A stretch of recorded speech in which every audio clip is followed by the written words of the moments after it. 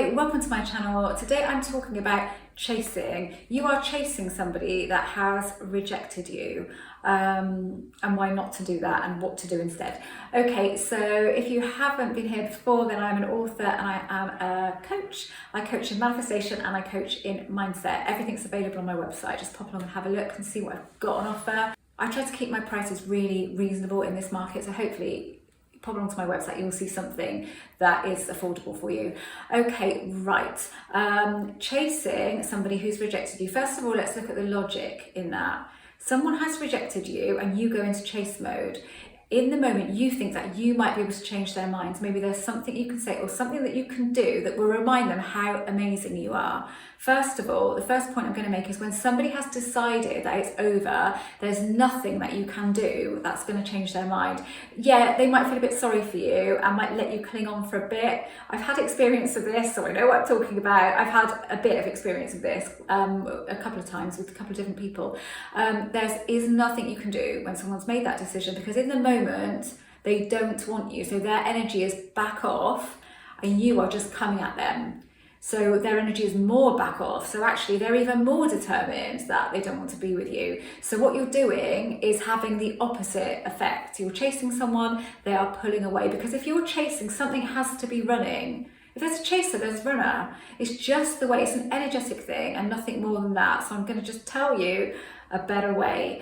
First of all, stop the chase today. If you've been chasing, stop. Even if it really hurts you to do so and it feels horrible, stop it right now. So that's the first thing I'm going to say. I've done this a couple of times in my life where it's an ego thing, where if someone has ended something with me, I've not really coped with it and thought, no, I'm not having that. I'm not having that. And thought that I would be able to talk that person around, and it hasn't happened. The only way that we've got back together is when I have just stepped away completely and just gone, okay, no matter how much it hurts, I cannot do this to myself and I cannot make this situation worse. If I want it back, I cannot continue like this.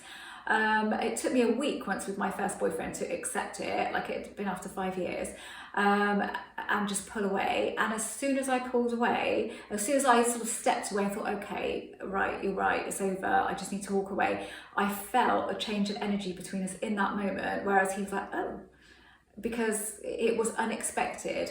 What you're looking at doing is allowing that person to miss you and allowing that person to be without you in their life.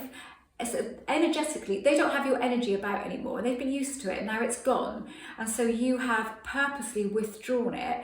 Whilst you are still kind of chasing them, it's in their face and they're like, no, back off, I don't want you. And then they're even, like I said, they're even more so like that. So there is nothing to be gained from doing that. You have to step away. You have to allow them to kind of wonder about you and wonder what you're getting up to and think, God, did I make a mistake? How can they do that if you're constantly in their face informing them they've made a mistake? Because they've made that decision and you're not respecting their boundaries in the moment by pushing at them. They've said, no, you need to pull away. Now, first of all, what will happen is when you know about the law of attraction and you pull away, you'll be pulled away, so there'll be no action on the outside, but inside you'll still be chasing because you'll be trying to manifest them inside, so you'll be trying to manifest.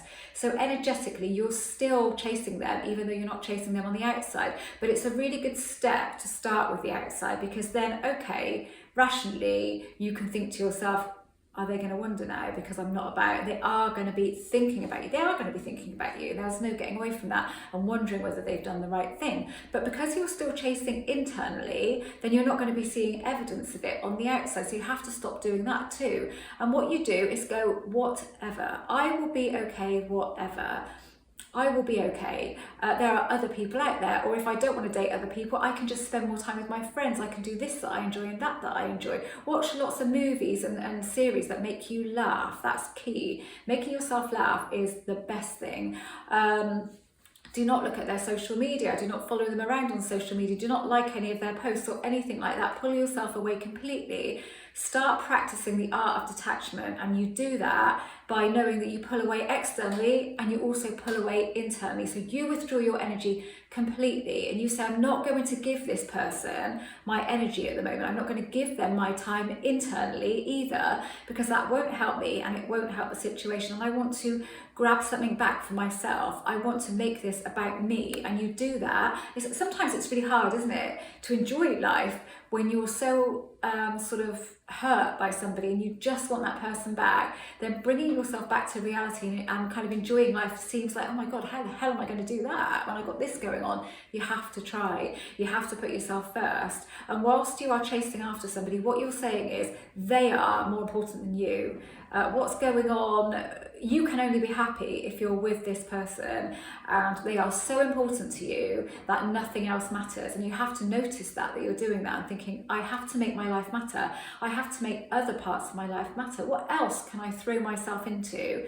What else can I do? And what else do I want to achieve in life? Can I shift my focus to that? Even if there's nothing else that you want to achieve in your life at the moment, think, is there a book that I would like to read? Is there a Netflix series that I haven't got around to watching it that I can really throw myself into? Anything that distracts you from that. So the more times you get distracted like that, the more times you will find it easy to be distracted. When you go half an hour without thinking about them, you congratulate yourself. You give that time of detachment momentum, and then you'll get more time like that. And that is when they show up back in your life. You have to care less than you care at the moment. That doesn't mean you don't want them. It means that you care more about you than you care about them.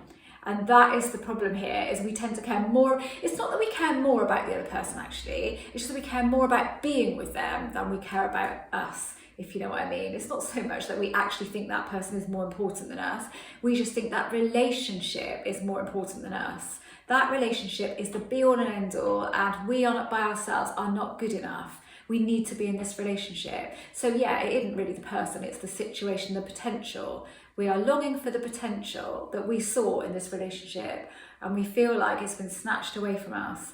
But then we put more importance on that than on us living in the moment and becoming a little bit more detached. You become a little bit more detached, these things come naturally, to the point where you think, did I do that, or would that have happened anyway? So that is what it's about. So don't chase anyone.